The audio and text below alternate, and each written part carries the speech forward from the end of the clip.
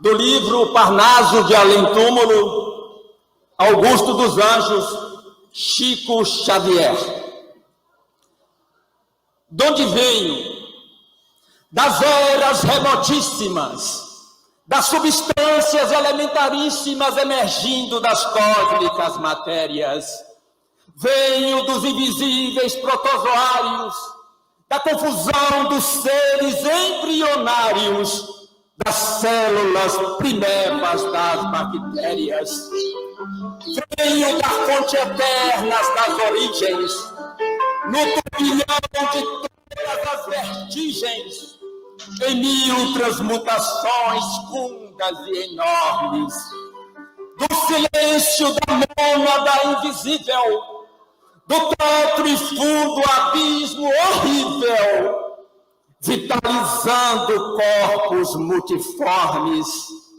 Sei que evolvi, sei que sou oriundo do trabalho telúrico do mundo, da terra no vultoso imenso abdômen.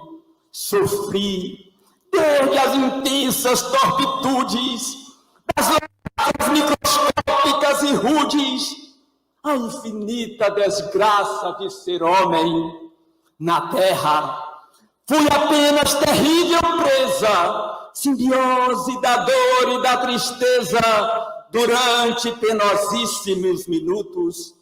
A dor, essa tirânica incendiária, abatia minha vida solitária, como se eu fora bruto entre os mais brutos.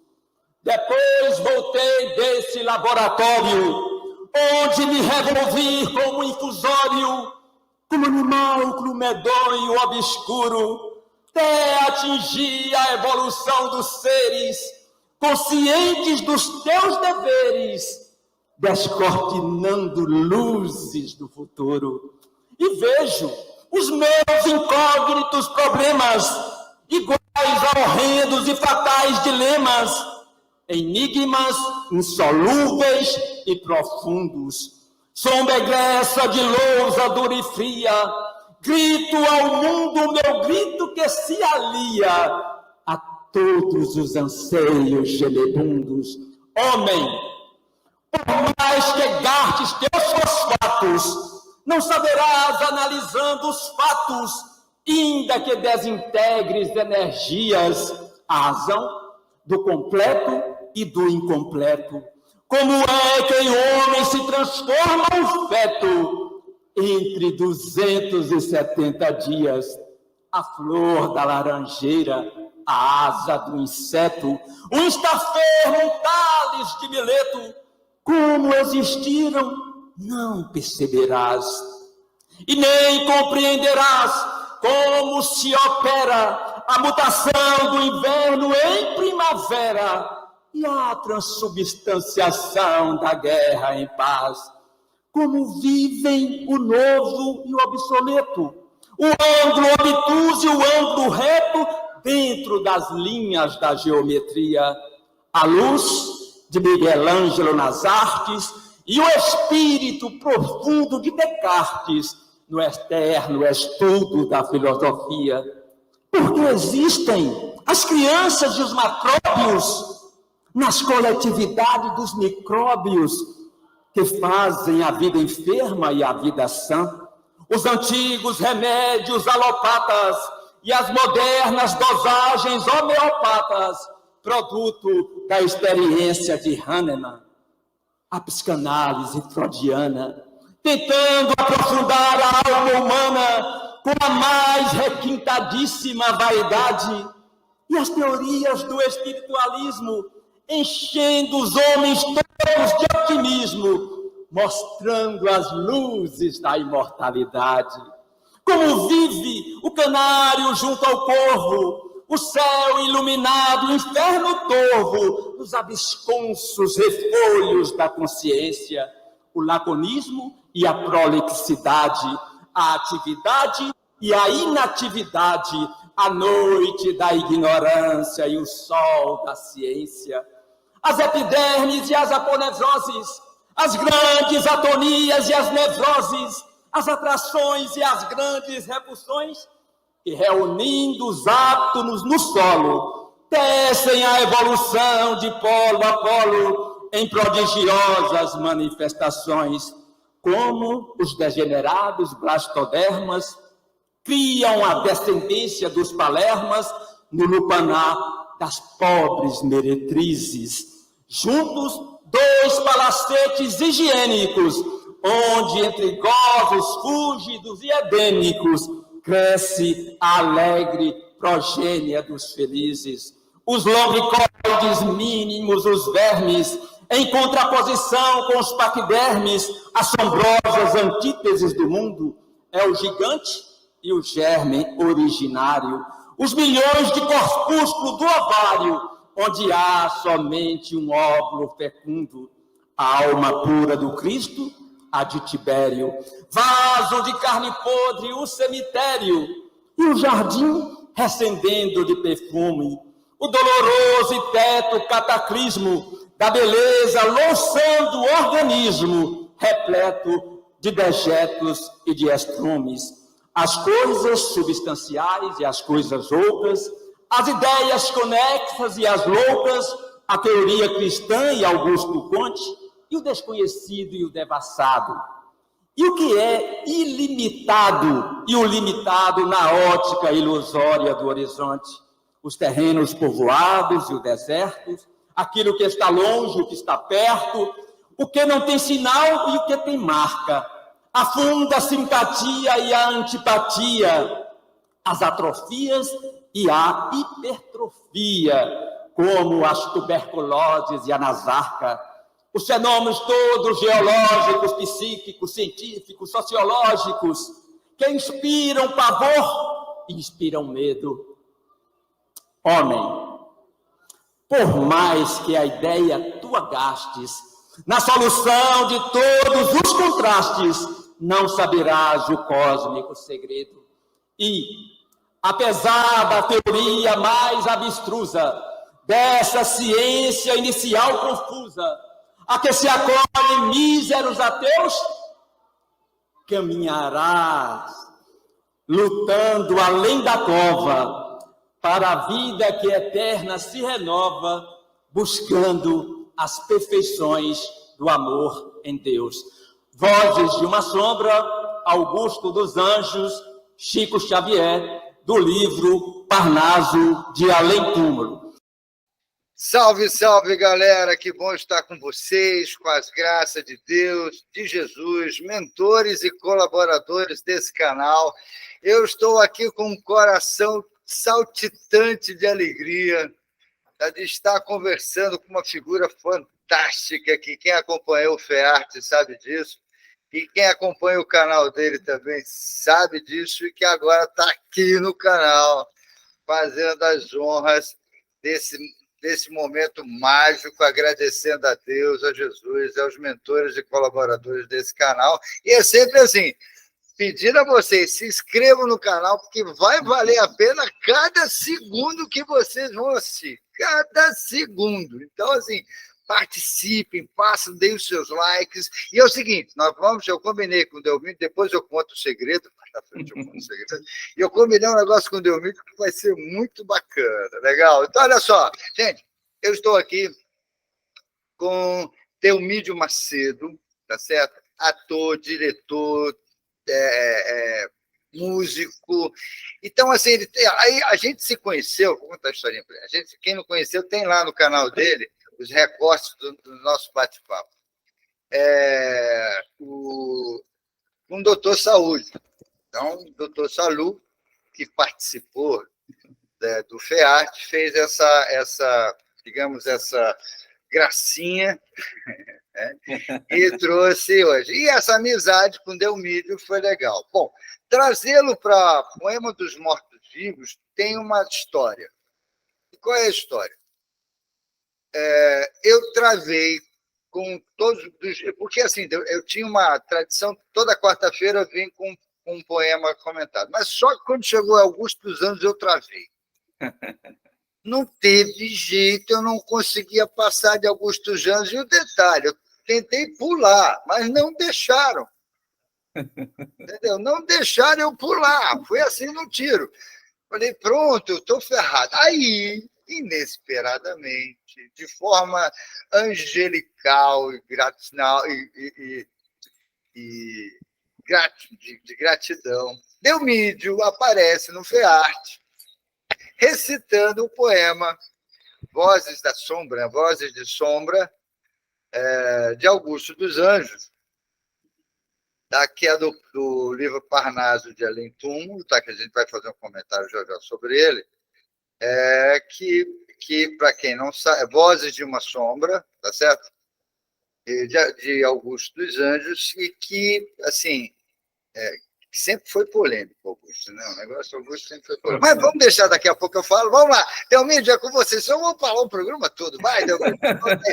Mostra para vocês, faz esse povo, tanto dos seus seguidores, quanto também do nosso, e a gente poder criar essa interação, que vai ser muito boa. No final, eu conto uma notícia boa para vocês. Bacana, então. Valeu, meu amigo Ralph.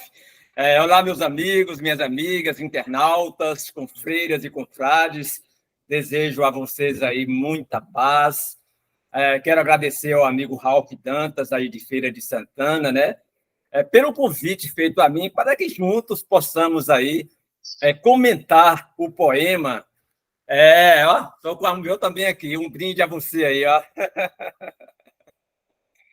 Para que nós possamos comentar juntos o poema Vozes de uma Sombra, de Augusto dos Anjos, psicografia Chico Xavier, aqui no canal do YouTube Semeador Leal.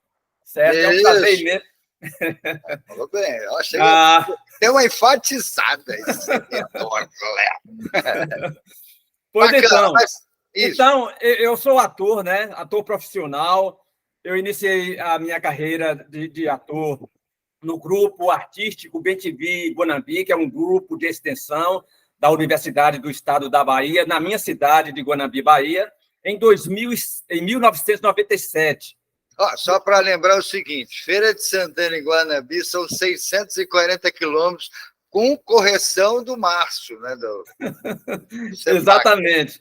E eu saí de Guanambi, né, para participar do primeiro Festival de Arte Espírita da Primavera, FEARTE, em Feira de Santana, e para mim foi uma alegria muito grande. Então, como eu estava falando, eu sou ator, né, apresentamos várias peças teatrais, se não me engano, foram 6 peças: Corpo Estranho, A Revolta dos Brinquedos, Qualquer Gato Vira-Lata Tem uma Vida Sexual Mais Sadia que a Nossa, O Rápido das Cebolinhas, e tantas outras aí, né? Com Cláudia Dinali, que é era minha diretora teatral da Universidade do Estado da Bahia.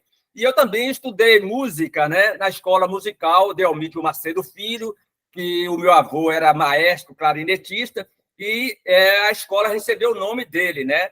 E também a minha filha, que quando tinha 11 anos de idade, ela começou a estudar partitura juntamente comigo, e quando eu percebi o dom de Daniele, eu investi na menina, e quando ela estava com 13 anos de idade, eu levei em Raul Gil e Eliana na TV Record, em São Paulo, participando do programa Melhor Voz Infanto do Juvenil do Brasil. Então, foi maravilhoso. Hoje ela é fisioterapeuta, não canta mais, mas eu continuo, né? Eu continuo aí na arte, tocando clarinete, declamando os meus poemas. Tem que lembrar uma coisa, Delmídio. A arte não dá muito dinheiro, não. É isso. Eu acho que a gente que vive de arte só vive entrando pelo cano. É verdade. Inclusive, Dani saiu dessa arte e foi para a fisioterapia. Hoje é casada, né? Ela conheceu o seu esposo quando ele estava fazendo medicina e ela fisioterapia. E aí eles se casaram. Tem uma filhinha de 6 anos de idade, completou 6 anos ontem, né? E Daniel.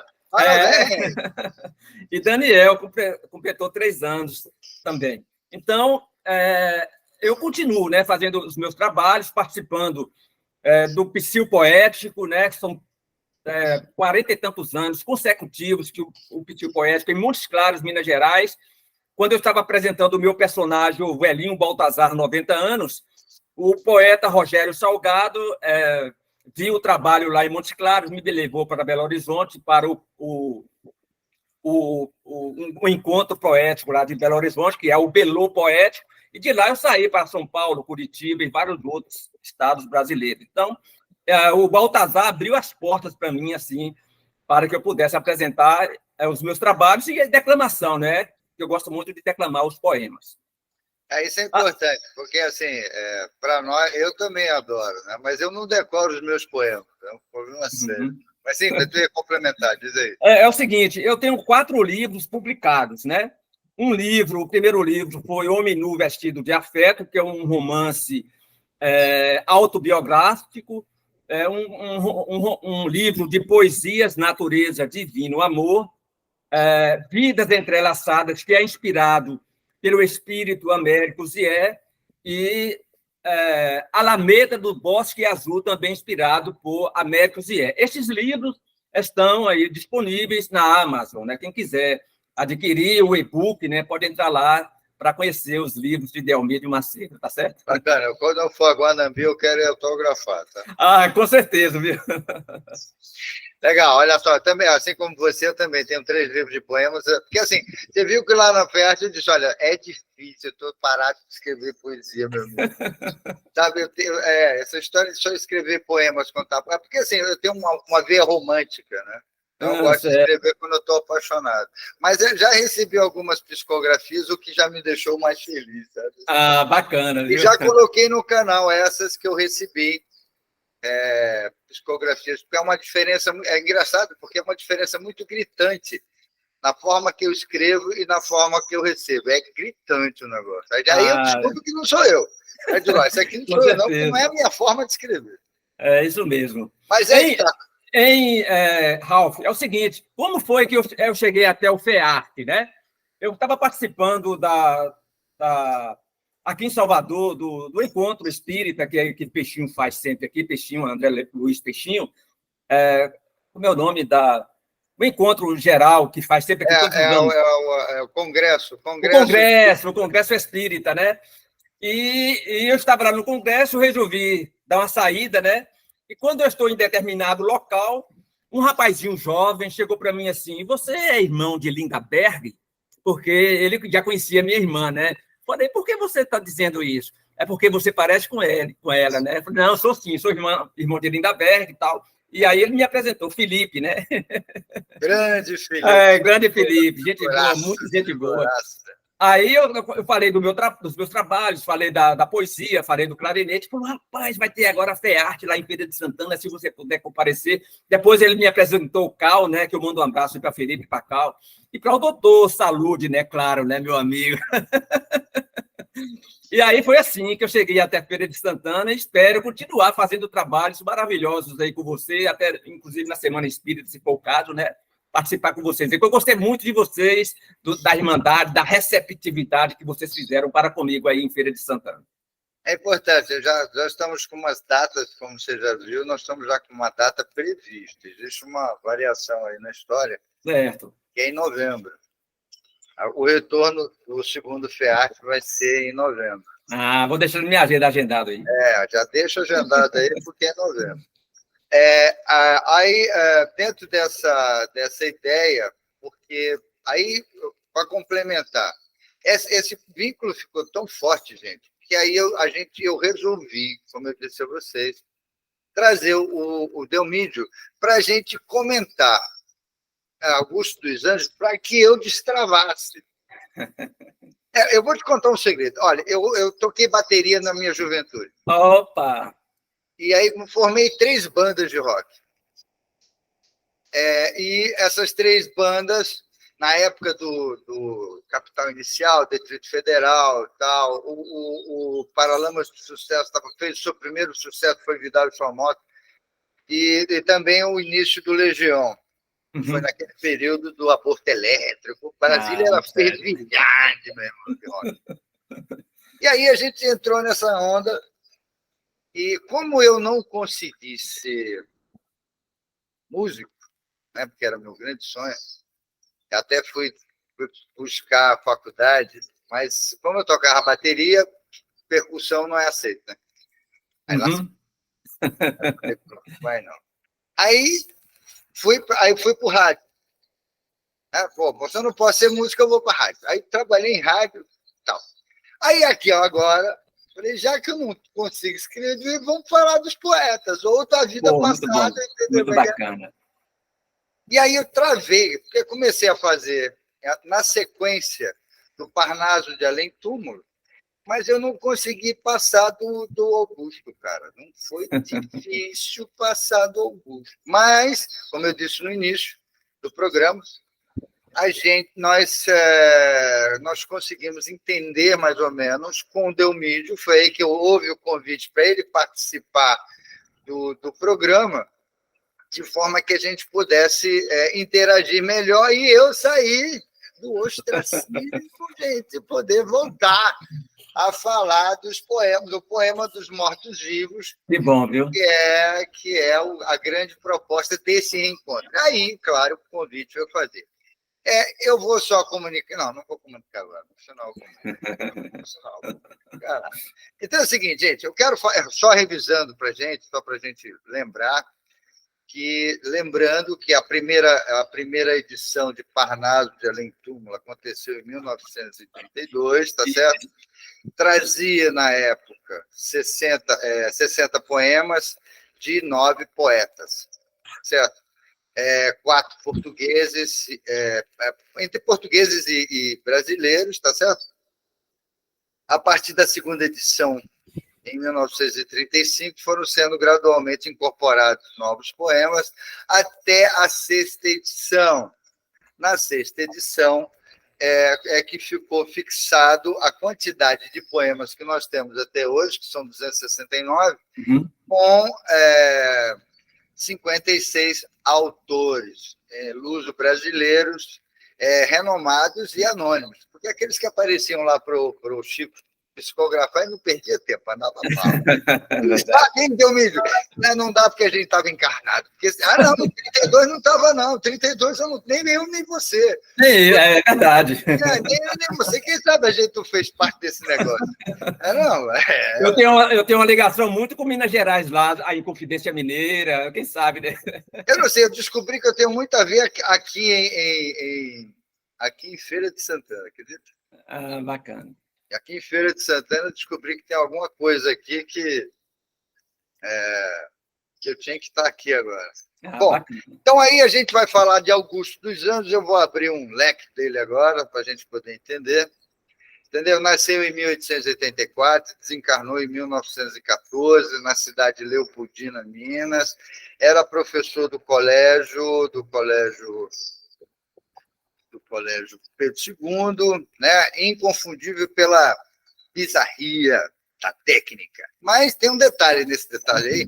O poeta foi tido como histérico, desequilibrado, neurastênico. Olha só como é que era o cara. Entendeu? De qualidades que seriam atribuídas ao longo da vida. Então, o tempo todo, ele ficou perseguido por esse estigma maluco que colocava no cara. Mas também, se vocês lerem os poemas dele, você vai ter uma aula de anatomia daquela brava, entendeu? Aula de anatomia de primeira qualidade, entendeu? E foi a apelidade de Doutor Tristeza, porque era um dos atributos dele naquela história de escrever.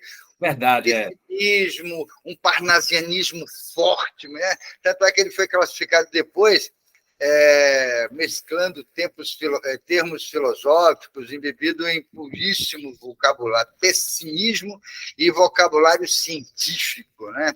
Que raramente seriam encontrados em textos poéticos. Ele, Augusto, escreveu uma poesia violenta, visceral, porque partia de dentro, ela faz uma anatomia, como a gente fala, atravessada por uma angústia cósmica. Certo. Uma eterna lembrança sepulcral. Será que ele já trazia qualquer coisa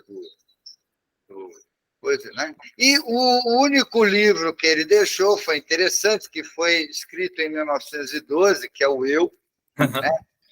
E com a ajuda financeira do irmão, mas não obteve nenhum reconhecimento do público eleitor, exceto o repúdio da crítica, justamente por causa do peso da história, cara. Tá certo? E a pegada ao lirismo comedido e parnasianismo. Então, o que a gente pode pensar nesse sentido, e ele morreu em 1914, e o livro só foi reconhecido depois que ele morreu. E morreu jovem, hein? Morreu aos 30, né? Isso. Então, ele morreu aos 30 anos, quer dizer, muito jovem, e de repente só foi reconhecido o livro dele pós-morte. Por isso que nós, poetas, temos que continuar escrevendo. Para quando a gente, mesmo aquele que não é reconhecido, a gente escreve para poder ser reconhecido pelo menos depois da morte, né, cara? Verdade. Então, vocês assistiram no início do programa, o poema Vozes de uma Sombra, uma declamação belíssima, né, do Delmídio, e que veio com uma... ele colocou a música inicial com a Ave Maria, e o pior de tudo é que eu disse Ave Maria de Gnu, né? E vocês disseram Ave Maria de Bar. E eu falei Gnu, e o cara me fez errar. Aí eu falei, legal, sem problema. Aí dizia assim, ele entrou com a Ave Maria de Bar, depois ele entrou... Quem quiser assistir, tem um recorte desse pedaço no canal dele. Eu aqui só coloquei o pedaço da poesia, não da música nem do coisa, só da poesia. Certo. Tá? E aí a gente começa. Delmídio, me fala aí, como foi que você, que gosta de declamar, que é um ator profissional que está aí, eu também sou ator. Hoje eu estou à toa. Mas, assim, hoje só o Saúde é que faz as minhas loucuras. Como é que é? Qual foi, assim, a tua inspiração, né, de poder recitar Augusto dos Anjos e um poema tão longo para você levar para um festival de arte? Conta aí. Muito bem. Eu me inspirei num grande amigo nosso, que é seu amigo também, acredito que você conhece, Genilson, da cidade, da terra de Peixinho. Genilson. Ele declama poemas, entendeu? E eu vi o Genilson declamando este poema num encontro aqui em Salvador, na Federação Espírita do Estado da Bahia. Eu falei, poxa vida, eu vou ver se consigo declamar este poema também. Eu conversei com uma amiga minha, né, Cláudia, lá da minha cidade, que é espírita também, e eu propus a ela o seguinte, eu declamar o primeiro verso, ela o segundo, e fazer assim aquela interligação um com o outro.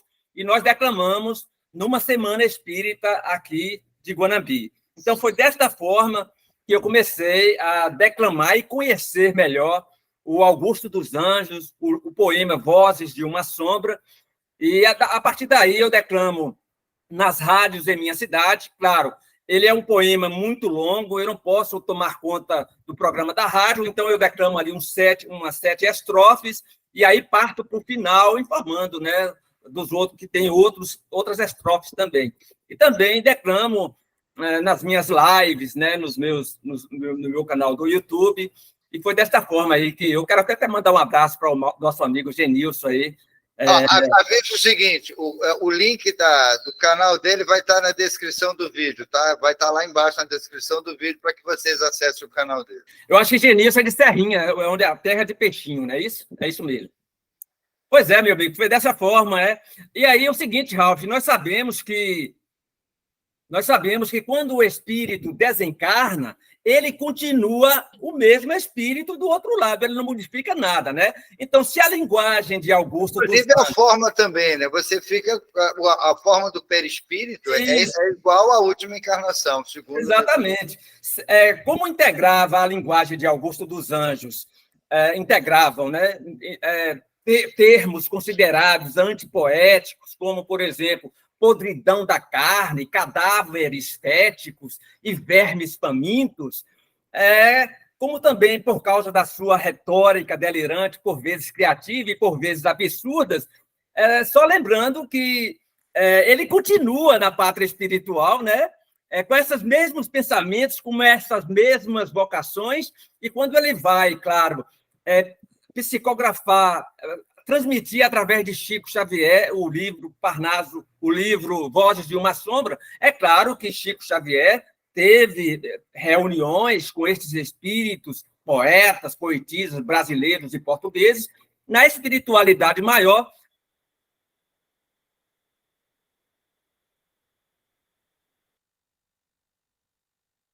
Travou.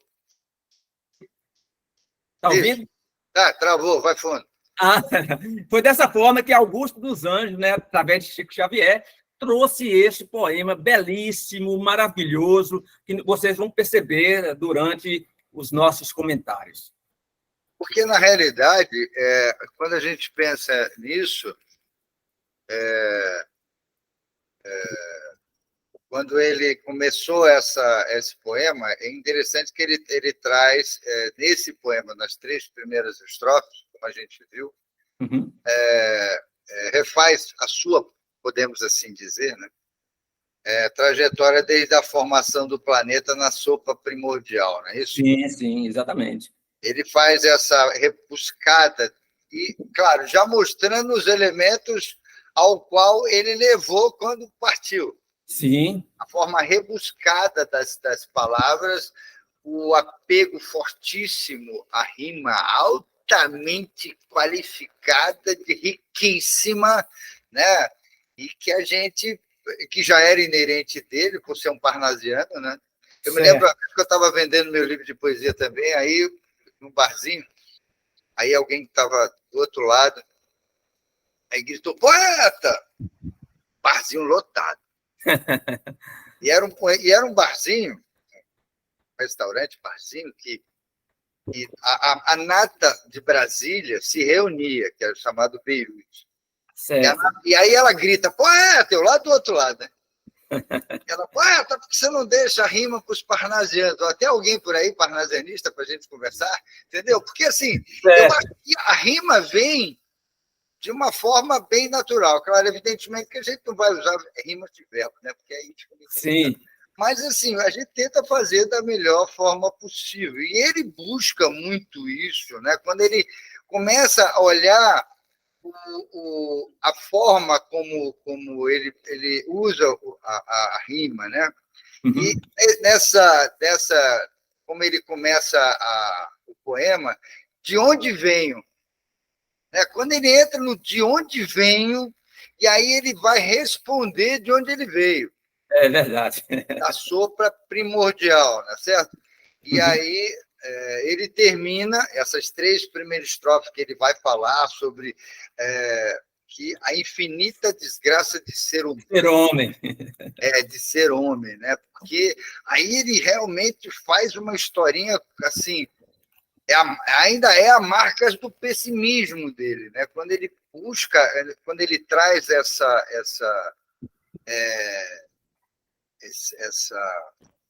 sopa, e ele ainda diz assim, na segunda estrofe, do silêncio da mônada invisível.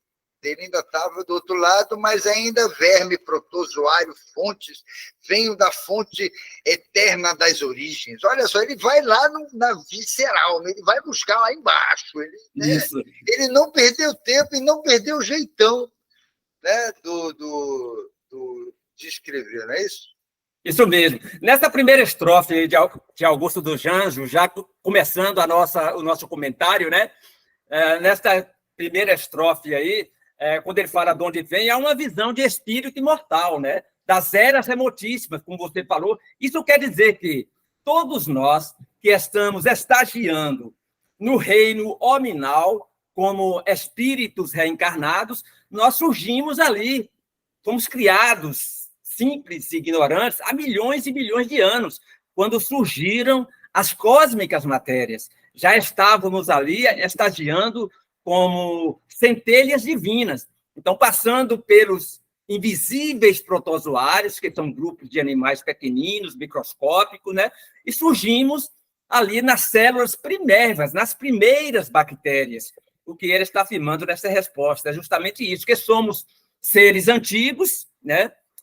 Sendo lapidados nos laboratórios divinos, e como diz Leon Denis, a alma dorme na pedra, sonha no vegetal, agita-se no animal e acorda no homem. E ele traz com muita maestria essas informações desse primeiro nessa primeira estrofe. E, de repente, na segunda, ele cria esse turbilhão, né? Ele cria um turbilhão de coisa. Quando ele está começando a sair, que vai partir para o reino nominal, e aí ele começa a entrar no girão, que é isso que você acabou de falar: pedra, vegetal, animal, nominal. Né? Você vê que é esse turbilhão de processos. É como diz a questão 625. Né? A questão 625 é clássica. Qual é o nosso modelo de guia? O cara diz Jesus. Aí imagina, Jesus. Já pensou? Que já existia antes da Terra, 4,5 bilhões. Quando aconteceu aquele Big Bang, né, Jesus recebe das mãos de Deus a incumbência de ser o governador do planeta. Isso é verdade, imagina. Mas ele já era de Capela de outro ser. Com certeza. Já era de Capela. Né? E aqui nós somos exilados de Capela, pensa no negócio. Exatamente. A formação da galáxia, do planeta, aquele negócio todo, imagina o tempo que a gente levou. E o cara diz, nós vamos chegar até ele. Tem isso que a gente tem que não, porque assim, todos nós passaremos, né, de evolução em evolução e vamos chegar no patamar de Jesus. É claro que nós não vamos acompanhá-lo, porque ele estará lá mais distante. Ele continua evoluindo também, é claro, né? Isso. Agora, legal, partindo aqui agora para essa quarta estrofe, que a gente já tem uma pincelada na segunda e na terceira, né? Ô, Ralf, Oi. Eu gostaria de dar uma pincelada nessa segunda aí, se você me permitir. Vai fundo. Olha, Augusto dos Anjos, ele continua dizendo de onde nós viemos, da fonte eterna das origens, afirmando que somos antigos, como eu já falei, em 1000 transmutações, né? Transmutar significa transferir, mudar de lugar, transportar. Então, nós tivemos transformações enormes nesse laboratório, né? No silêncio da mônada, nesse laboratório, tá? Então, no verso seguinte, eu vou fazer uma observação com relação a uma palavra, né, que eu vou colocar aqui para as pessoas refletirem com relação a isso, né? Quando ele fala essa é aquela crítica que você disse. É uma crítica construtiva que eu faço, e toda vez que eu vou declamar o poema, eu coloco essa interrogação, porque quando ele fala assim, do tetro e fundo abismo negro e horrível, vitalizando corpos uniformes, eu não sei se você vai concordar comigo ou as pessoas que vão assistir, nós vamos relembrar que esse poema ele foi escrito em 1932, num contexto totalmente diferente do contexto atual, é claro. E eu acredito, na minha opinião, se Augusto dos Anjos fosse escrever este poema hoje através de Chico, nesse contexto atual, ele usaria outra palavra no lugar de negro, porque negro é raça, né? E geralmente nós aplicamos a palavra negro a alguma coisa ruim, negativa. Então, no contexto atual, não comporta assim mais usarmos a palavra desta forma. Então, só lembrando que a morte não modifica ninguém, o que sou aqui serei após a desencarnação.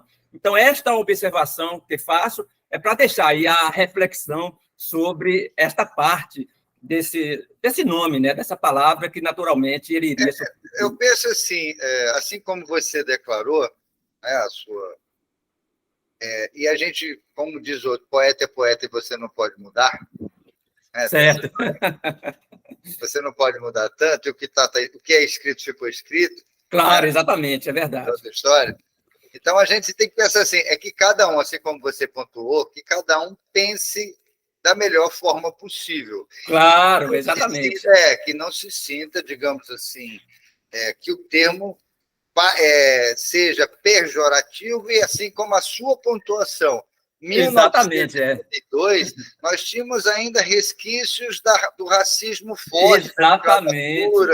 Né? O termo abolicionista naquela época, Castro Alves, baiano aqui. Então, assim, tem muita coisa que a gente precisa observar dentro desse contexto histórico, isso. Né? Que foi quando foi escrito. Que foi em 32, né? Naquele período, naquele contexto da escravatura, o Castro Alves, que você falou, defendendo ali. Ainda estávamos num período da ditadura, ainda. Isso, Então, é uma observação que eu faço aí para reflexão. É complicado esse período. Mas você vai comentar a terceira?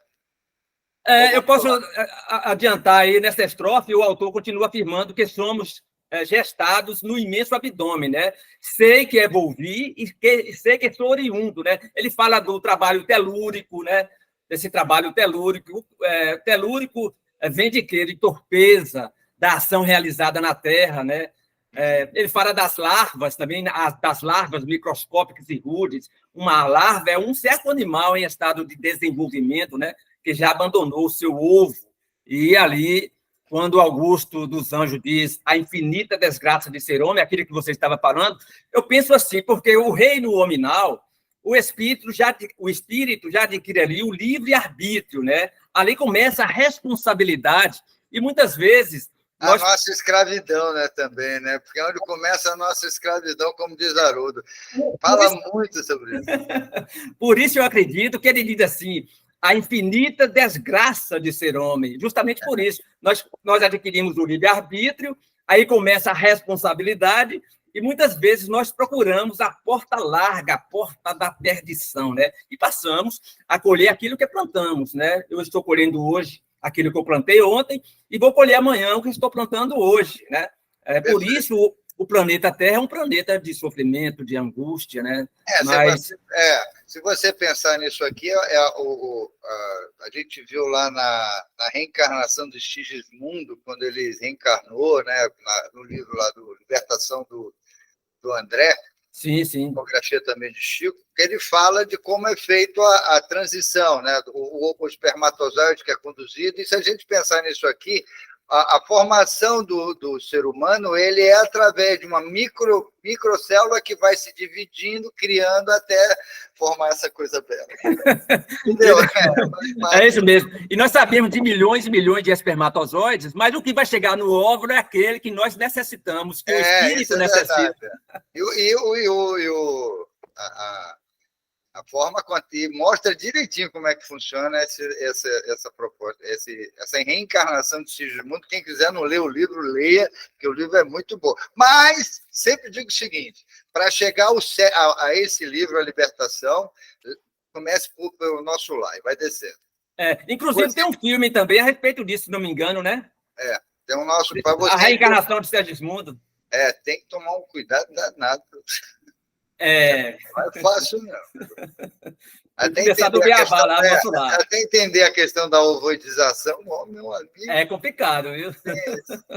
Vamos lá, então. A quarta estrofe, o que me chamou durante muita atenção na quarta estrofe foi durante penosos minutos. Veja que, nesse momento, ele estava na erradicidade, e os minutos para ele. Então, é como ele colocou dentro dessa proposta o tempo que ele passou na erraticidade para poder entender o processo como ele falou, da simbiose da dor e da tristeza, que é justamente o ser hominal que ele reforça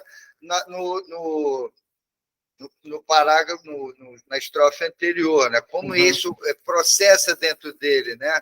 E que ele vem, se forma bruto e nasce entre os mais brutos também, que não deixa de ser também uma expiação e provas, como é a justiça divina.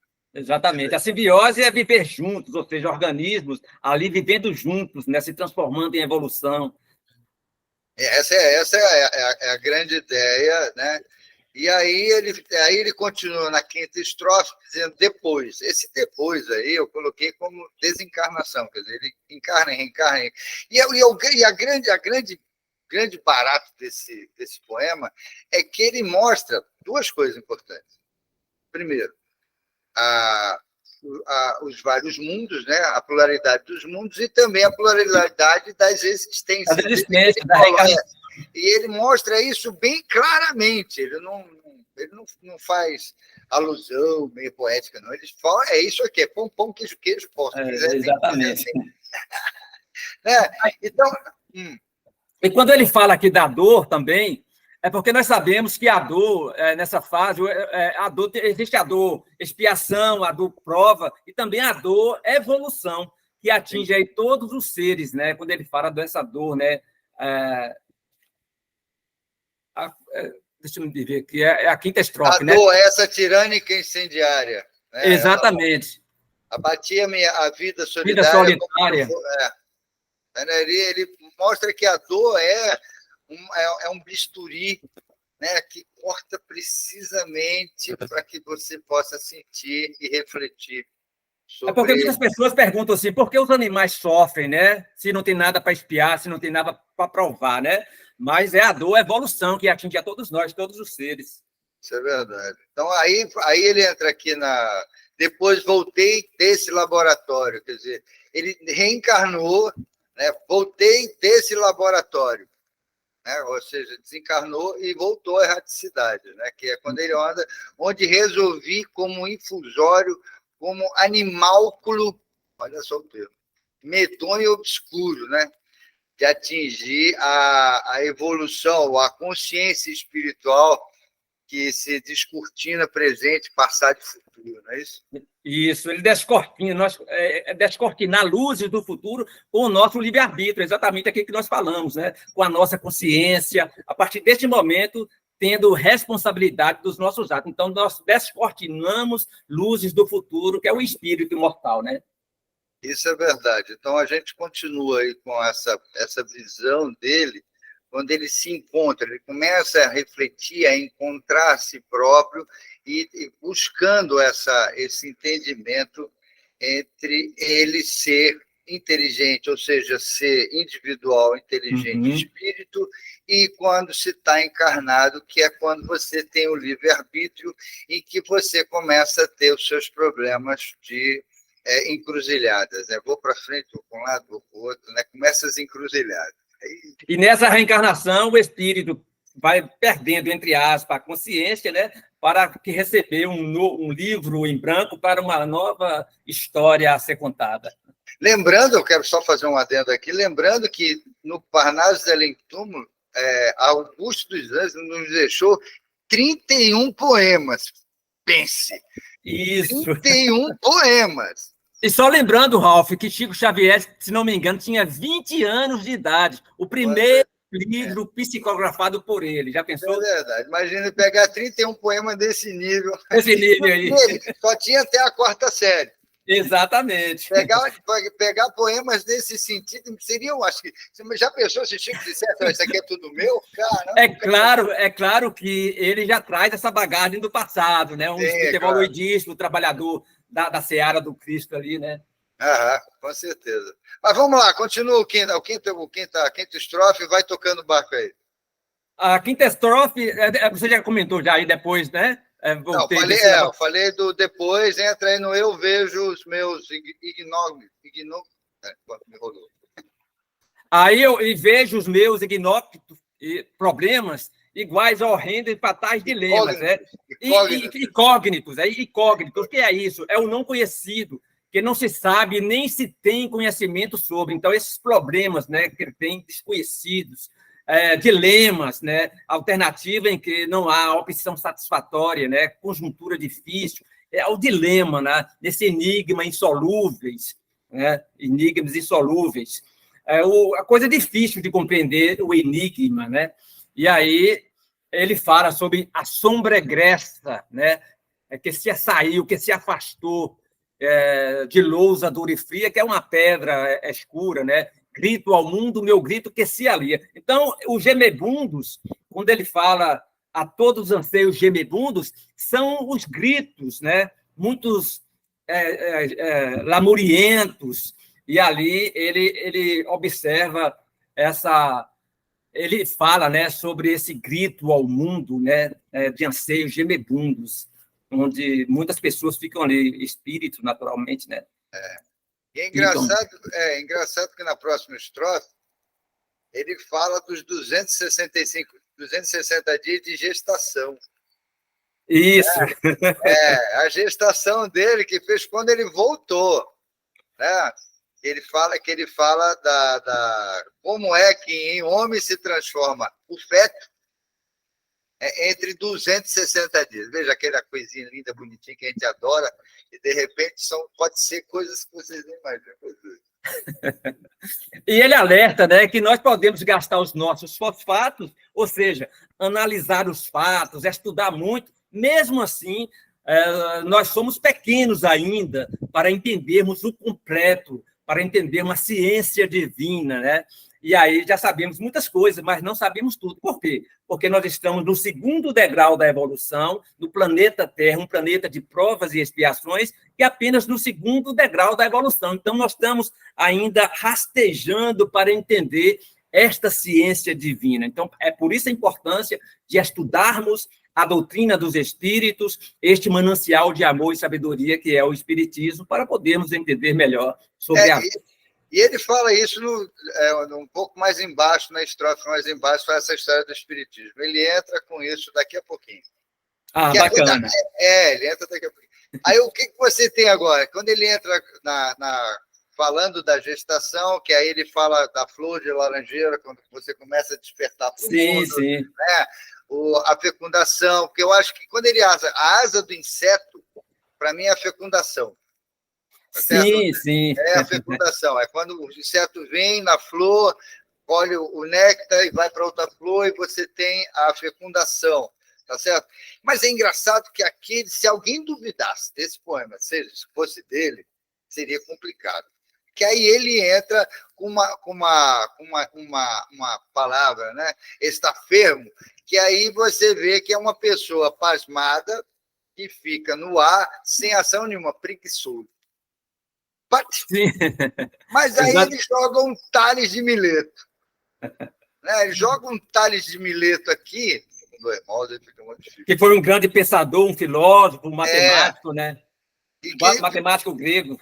Isso, que viveu entre 624 e 558, né? Então, matemático, astrônomo grego, isso. Considerado um dos mais importantes representantes da primeira fase da filosofia grega, chamada pré-socratiana, né? Ou cosmólogo. Para Tales, a água era um elemento fundamental do universo e de toda a matéria. E até hoje a gente pensa assim, né? Quando a gente quer procurar vida em outro mundo, primeiro vê se tem um prisma. Se tem água. Se tem água, vai ter vida igual que nós temos aqui. Isso já era uma historinha antiga, né? E quando você fala em vidas em outros planetas, é bom lembrar que muitas pessoas pensam que só a Terra é habitada, e não é, né? A Terra é um pequeno planeta, né? Entre milhões e bilhões de planetas aí do universo, e Deus não iria colocar sua vida na Terra. Então, imagina, cara, imagina só nós aqui num universo desse tamanho. Desse tamanho. Por isso que Jesus falou, há várias moradas na casa do meu pai. É isso. Né? Ele tem há várias moradas. Como é que eu construo uma cidade e só coloco uma casa para ser habitada, né? Então, Deus é sapiência, né? E aqui ainda tem aquela outra frase de Jesus, né, que está nas entrelinhas, né, que é: não verei no reino de Deus, né, o reino dos céus, se não renascer. Que aqui está bem nas entrelinhas desse texto, quando ele fala do feto e os 260 dias que se transforma em pessoas. Né? E ele continua nessa frase, que é a transubstanciação da guerra em paz, né? Isso, que é o processo que transforma a substância em outra. Isso. Por exemplo, aqui nós podemos até fazer uma analogia, né? Por exemplo, a presença de Jesus Cristo na Eucaristia. É termo usado para explicar a transformação do pão em vinho, né? Sim. E no sangue de Cristo, que é o que a gente poderia ver na transubstanciação. Nessa modificação, né? Nessa modificação que é. E aí ele continua, porque assim, ele solta o termo científico dele, né? Aquela coisa rebuscada, as rimas altamente, e aí ele, no próximo, ele começa com geometria, Miguel Ângelo e Descartes. Ele solta os três, né? O pai da geometria. E faz uma comparação, né? Entre o novo, o obsoleto, entre o amplo, obtuso e o amplo reto. Caramba, né? Quando ele joga a geometria, ele puxa Euclides. Né? Exato. Foi um matemático grego que viveu na Alexandria, no Egito, durante aproximadamente entre 323 e 283, no reinado de Ptolomeu. Né? Euclides é considerado o pai da geometria, mas antes de Euclides, a geometria já era o assunto no Egito. Era usada para medir terrenos, projetar pirâmides. Tão famosa era a geometria que Tales de Mileto e Pitágoras, olha, tá aí de novo, Tales de Mileto e Pitágoras, iam ao Egito para ver o que havia de novo na matemática, nas linhas e nos ângulos. Sempre estudando, né? Buscando. E as pirâmides, sabe? Se a gente olhar até as pirâmides, está formado até hoje aquele negócio lá. Então, segundo as informações, né, são os espíritos que vieram de Capela, né, aqueles primeiros inteligentíssimos, né, que construíram aquelas pirâmides, né, segundo as informações que nos chegam. E é importante o seguinte, para você que está nos ouvindo agora, procure o livro Exilados de Capela. Exatamente. Procure o livro, que aí você vai reconhecer. Se você não se reconhecer, olha, tem muita coisa aí que você precisa ver. Entendeu? Aí você vai, inclusive, entender essa movimentação na Europa, as guerras que acontecem naquela área. Esse lado de Capela fala muito sobre isso, né?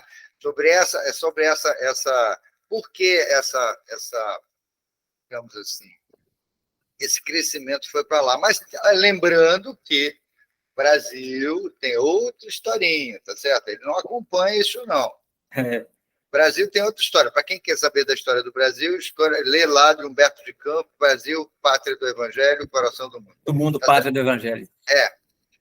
Pátria do Evangelho. Coração do Mundo, Pátria do Evangelho.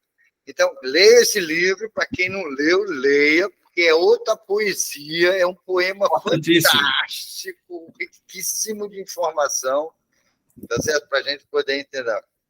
E aí a gente continua, né, com esse poema dele, que ele fala da coletividade dos micróbios, da interação entre os micróbios, né, que é essa vida enferma e vida sana, o que é bom, o que mata, o que dá vida, o que prolonga, o que não prolonga, né? Os remédios alopatas, aí vem as dosagens de homeopatia. E aqui ele cita Himmermann, né? Porque Himmermann, Christian Friedrich Samuel Himmermann, entendeu? Sentiu meu alemão? Foi bom. Né? Entendeu? Nasceu na Saxônia em 10 de abril de 1755 e desencarnou, teve a desencarnação em 2 de julho de 1843, foi médico alemão, fundador da homeopatia em 1779. Veja só a quantidade de informação que você precisa colher para entender o poema de Augusto. Agora vocês me entenderam o que é travar. Bicho, perfeito, tem que estudar, tem que buscar, né? Cara, parece que não, tem que... Né? Ele faz essa comparação das crianças, né, com os macróbios. Os macróbios são aqueles que vivem muitos anos, né? E os micróbios, né, ao contrário, que chegou à idade muito avançada também, ou melhor dizendo, organismos microscópicos, né, animal, vegetal, bactéria. Porque a bactéria que já é uma evolução, né? A bactéria. Aí ele fala da alopatas, né? Alopatas, sistema de tratamento de doenças. E a homeopata, né, que a dosagens homeopatas trata de doença do sangue, de uma forma geral. Então, ele era muito assim, ligado ao corpo humano, ao sangue, à deformação, à deteriorização. Isso é bem visceral, né? Isso é bem visceral. Quando você coloca isso aí, é bem visceral o poema. Por isso que, assim, é difícil pacas. Aí eu falei, esse aí eu só consigo fazer com 2. É como você falou aí, Samuel Hahnemann, ele foi o criador da homeopatia, dos remédios homeopatas. Ele descobriu a essência, né, daquilo que ele podia extrair da natureza e transformar isso em remédio de uma forma que pudesse ajudar as pessoas, né, tranquilamente. Aí continua, né, para frente, aí nós vamos entrar agora na questão psicológica, que é Freud, psicanálise, né? Sim, a gente entra nessa estrofe agora, que é falando sobre Freud. Fazendo a refutadíssima.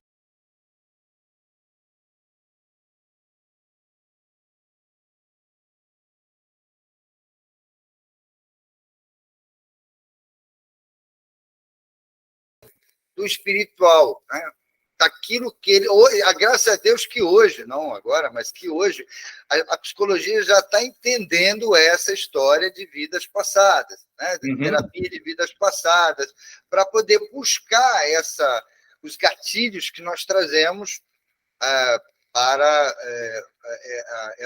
essa reencarnação nesse momento, esses gatilhos que a gente traz, e, é claro, trazendo aí o Freud, começou a mexer com isso, né? Trazer. Mas Freud traz as teorias do espiritualismo, né, que apresenta a imortalidade da alma. Somos espíritos imortais e fomos criados para sermos felizes, né? E aí a teoria da psicanálise freudiana traz mais o método de investigação da mente humana, né, do corpo físico. E aí ele faz a comparação também. Daquela história do como é que é? Eu esqueci, tem uma que é muito. Eu fiz. Eu esqueci agora. Daqui a pouco eu me lembro. Certo. Vamos lá, então. Continuando aí essa estrofe, você vai sobre a estrofe de Pseudo, né? Que é, o que é o requintadíssimo da vaidade? Que é aquilo que deprime o homem. Né, que é o orgulho, a vaidade, sim. O egoísmo. São coisas que nós trazemos e que nós precisamos melhorar. E essa busca pela teoria do conhecimento do ser humano é que a gente começa a perceber as terapias, começa a melhorar as terapias a partir desse conhecimento. Né? Uhum. Aí, quando ele fala como vive o canário junto ao corvo, fazendo essa comparação, nos absconsos refolhos da consciência, ele fala do laconismo, da prolixidade, né? Os absconsos é o quê? É oculto, é misterioso, é algo misterioso, que é difícil de compreender. A noite da ignorância, o que quer dizer isso, a noite da ignorância, né? Que não tem esse conhecimento, né? E o sol da ciência, onde a pessoa vai, o espírito, os estudiosos vão em busca da ciência, né, para entender melhor a vida de uma forma geral. E, naturalmente, a ciência dará as mãos ao espiritismo, né, e tudo se esclarecerá posteriormente com relação à vida espiritual. André Luiz que diga, né? Tem muita coisa que está sendo comprovada agora, o que ele falou em 1937. Pois é, então... No nosso lar, em 1937, ainda não chegamos no aerobus. Imagina quando já começou os carros que andam. Já começou. Já começou os drones, os carros, já começou o negócio. A turma ainda não chegou lá nos autobuses. Mas já temos o trem-bala, já tem a supercondução. É porque nós sabemos, né, Ralf, que tudo que nós temos aqui no planeta Terra é uma cópia imperfeita do plano espiritual, né? Então, os estudiosos, as pessoas que descobrem as coisas, naturalmente, em desdobramento, através do sono, de alguma coisa assim, eles trazem essas informações do plano espiritual, né? E vamos trazendo para cá as informações necessárias. Imagina, já que a colônia do nosso lar foi fundada bem antes, né, de 1937, foi fundada no período colonial do Brasil, por portugueses, né? E que tem assim um amplo crescimento e tudo é plasmado, tudo é estourado, tudo é sensacional. Uhum. E só lembrando que em cada cidade, em cada estado, tem uma colônia espiritual onde são recebidas assim as pessoas, os espíritos que desencarnam, né? E nosso lar está nessa base aí das zonas umbralinas ali, bem... Está na transição, né? Isso. É claro, evidentemente, gente, é o seguinte, procurem ler, tá? O que a gente está falando aqui, mas procurem ler, tá certo? Nós não somos doutores da verdade, tá? Não somos fariseus, tá certo? Isso mesmo. O que a gente quer, na realidade, é abrir uma discussão da doutrina espírita e o que os espíritos que desencarnaram, digamos assim, famosos, podem nos dar de informação do outro lado e aquilo que a gente pode sair daquela história do céu, inferno, purgatório. Exatamente. Inclusive, o próprio Allan Kardec diz, né, sobre a ciência e o espiritismo. Se o espiritismo tiver um ponto diferente da ciência, né, deixa esse ponto e segue a ciência. Mas nós sabemos que a doutrina espírita, codificada por Allan Kardec, que é dos espíritos superiores, não vai ter falha nenhuma, é claro, né? Nem discutir. É verdade. Mas, assim, o que é importante a gente pensar é que, mesmo que haja esse confronto, né, essa guerra constante, ao longo do tempo, isso vai se desfazendo. Por isso que é importante a gente ter esse conhecimento da doutrina, porque a gente sabe que no futuro nós vamos ter digamos, vamos sair dessa nuvem, né? Dessa coisa aí, ver o desdobramento. E interessante que o próprio Kardec nos pede para analisarmos, né? Estudarmos à luz da razão e da lógica. Por isso eu fiz aquela observação na segunda estrofe sobre aquela palavra do negro, né? Porque nós precisamos estar analisando, nós precisamos estar observando, né?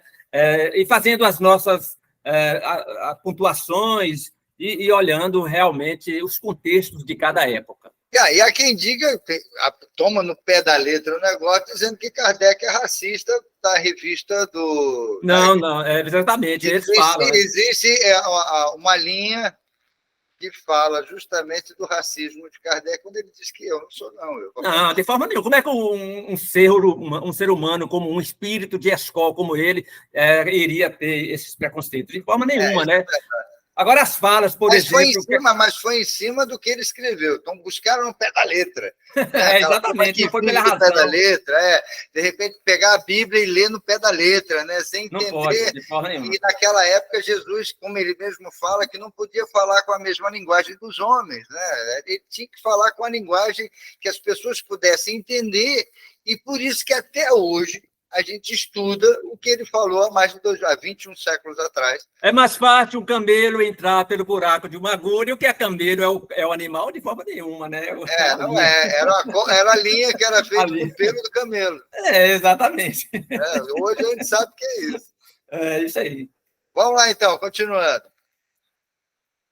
Então, vamos dar um salto. Vamos lá para a estrofe. Eu não sei se você tem aí continuidade, vamos lá? Eu tenho aqui a continuidade, nós ficamos nas epidermes da aponevrose, né? Aí vem depois aí o verso 14, como os degenerados blastodermas, né? Blastodermas camada superficial da célula, né? Ele está falando das células, criam a descendência dos palermas. Palermas é aquele que revela pouca inteligência, né? Palermas. E lupanar das pobres meretrizes. O que é lupanar? O lupanar é casa de prostituição e também as meretrizes, né? As meretrizes, que são as mulheres que praticam sexo em troca de dinheiro, isso tudo. Então, ele está fazendo essa... Mas se a gente pensar na estrofe mais embaixo, ele entra também... Mas esses eram os seguidores do Cristo na época, eram o que mais seguia o Cristo na época. Isso. Né? Aí ele parece que na estrofe 15, na 16, ele entra falando sobre isso. Quer ver? Continue aí. Os lombricoides, né? Os lombricoides mínimos e os vermes, né? Lombricoides, lombriga, né? Contraposição, ato de contrapor, as paquidermes, o que é isso? Da zoologia, né? De animais com a pele espessa. E é o gigante e o germe originário.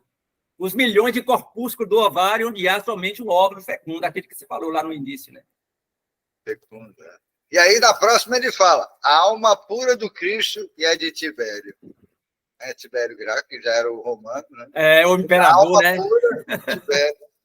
Veja, o vaso da carne podre, o cemitério, o jardim, recendendo de perfume. Olha só.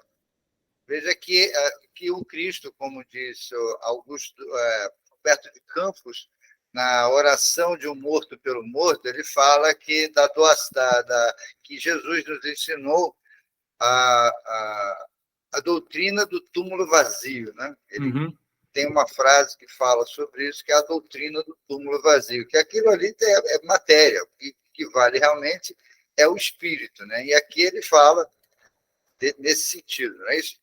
Sim, exatamente. Aí vem o doloroso e tetro cataclismo da beleza louçã. Tetro quer dizer sombrio, né? Manchado. O cataclismo, louçã do organismo, né? Tem o cataclismo e também a louçã. Louçã é o quê? Garrido, gentil, elegante, né? Da beleza elegante do organismo, repleto de dejetos e estrumes. O corpo humano, né? Bonito, esbelto. E ele fala dos estrumes, né? Olha, para quem não viu ainda, mas procura na internet aí. Eu vou deixar o link, na descrição, que é a carta de Públio Lentulus descrevendo Jesus Cristo. Gente, pense. Formidável, né? sensacional. E é o detalhe, Públio Lentulus, tá? O senador que poderia ter mudado a história. Emmanuel. E não fez. Tá certo? Interessante, nós temos que refletir também nessa estrofe que nós deveríamos ser humildes, né? Humildes mesmo, porque nós estamos com um corpo, né, que não é nosso, é um empréstimo que Deus nos deu para passarmos uma temporada aqui na Terra, e aí nós temos que ter essa humildade, né, de entender esse corpo físico, né, com essa... ele fala da carne podre, fala do cemitério, né? E quando o corpo físico morre, o espírito se desliga da matéria, através do perispírito, né? E volve para o mundo espiritual. Então, o que vale mesmo é o espírito. Eu penso assim, eu acho que eu já li em algum lugar, e que agora não me recordo, né, que fala dessa história, que quando a gente passar realmente a servir ao Pai, nós ascendemos. Exatamente. Não sou eu mais que vivo, mas é o Cristo que vive em mim, Paulo. Entendeu? Então, quando nós chegarmos a essa consciência, nosso livre-arbítrio não vai existir. Entendeu? Uhum. Nosso livre-arbítrio vai ser servir ao Pai. E é essa condição que a gente precisa chegar. Que é o que ele fala das as coisas substanciais e as coisas ocas. Quando a gente deixar de olhar para isso, né? As ideias conexas e loucas, a teoria cristã e Augusto Condé, né? E Augusto Condé, entendeu? Conte. Teoria cristã, né?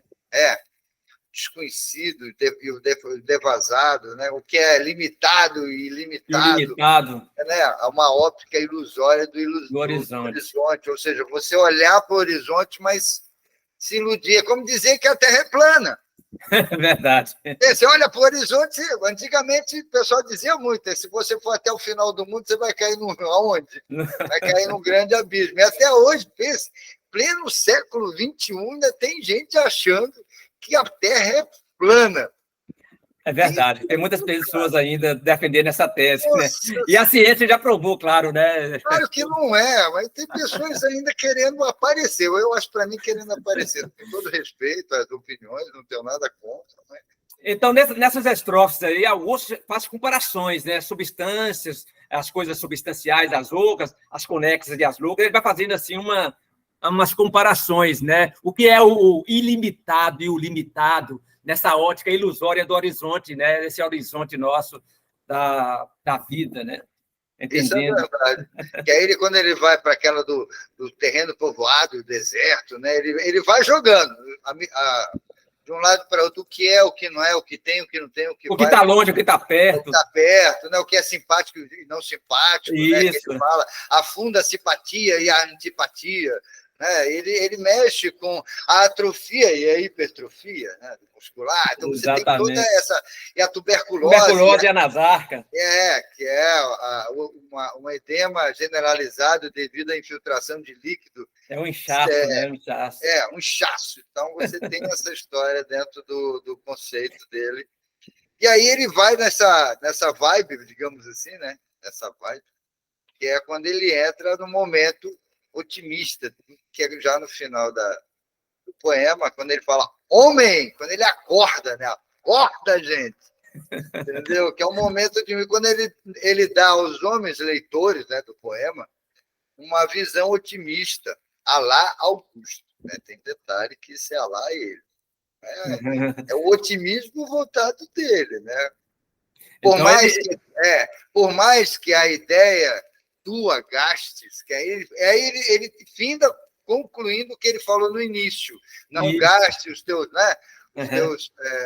Se suas ideias gastes, são contrastes. Isso, né? Aqui é como aquela lance da redação. Eu vou confirmar o que eu escrevi lá em cima. Essa é prática. Exatamente. A solução de todos os contrastes não saberás o cósmico segredo. A gente sabe que nunca.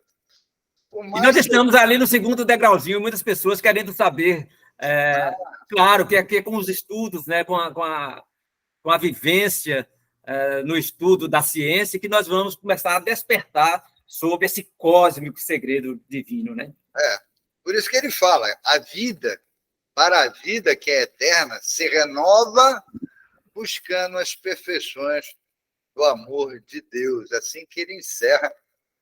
É muito lindo esse final aí, certo? Quando eu declamava esse poema com 7 estrofes, indo para o final, e ele diz, né, que apesar da teoria mais abstrusa dessa ciência inicial confusa, a que se acolhe míseros ateus, porque o que é ateu? Aquele que não acredita em Deus. Podemos ser ateu ou não, nós iremos viver... Ateus, graças a Deus, né? Ateus, graças a Deus. Graças a Deus. Nós vamos continuar vivos. Sendo ateu ou não, nós continuaremos vivos com nossa individualidade, nosso eu interior, e vamos caminhar lutando além da vida, né? A vida após vida. Além da cova, né? Ele foi bem claro, além da cova. Depois da morte, além da vida, né? Além da cova. Que é aquele que a gente comentou sobre o que Humberto falou da doutrina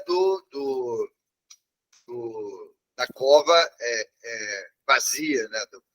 Isso. Então, o corpo físico morre, mas o espírito, ele continua a sua evolução, né? Para poder voltar novamente através da reencarnação. Eu, assim, eu me sinto... Eu sempre digo uma coisa, Damir. Eu digo, olha, galera, eu já plasmei o meu banquinho no umbral. Eu já plasmei. Tá lá. Quando eu desencarnar, eu vou sentar, vou tentar doutrinar a galera que está em volta. Porque... Você está igual o Chico Xavier, vou para o céu. Centro, espírito umbralino. Centro, espírito umbralino. Não, já sentado na boa, porque para poder escutar o que vão vir como relator André, né, bem no nosso lado, a forma como ele ficou. Quem não assistiu, assiste o filme também, que é bom pra caramba. Sim, claro, muito. O filme é sensacional. E agora saiu o segundo, né?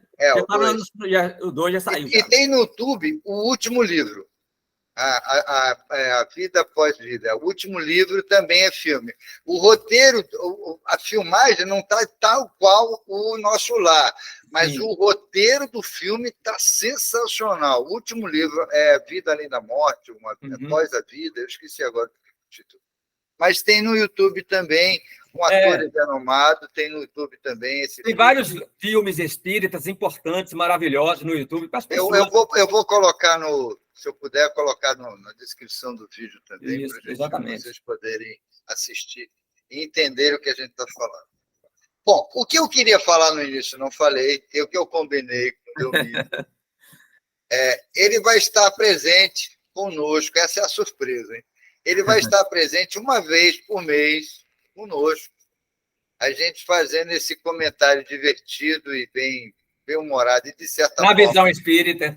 Na visão espírita sobre o poema, que a gente vai combinar ainda quais são os poemas. Uma vez por mês ele vai estar com a gente para poder fazer esses comentários, para a gente poder trazer essa luz do espiritismo na nossa visão, digamos, naquilo que a gente entende. Claro. Eu sempre disse, a doutrina espírita ela é aberta. A gente está fazendo interpretação e colocando para vocês. O grande detalhe, se você acha que algum comentário não ficou legal, põe na descrição do vídeo, entendeu? Coloca na descrição do vídeo que a gente responde. Se for o caso, a gente volta aqui. Com muito carinho. Entendeu? Com certeza, sem problema nenhum.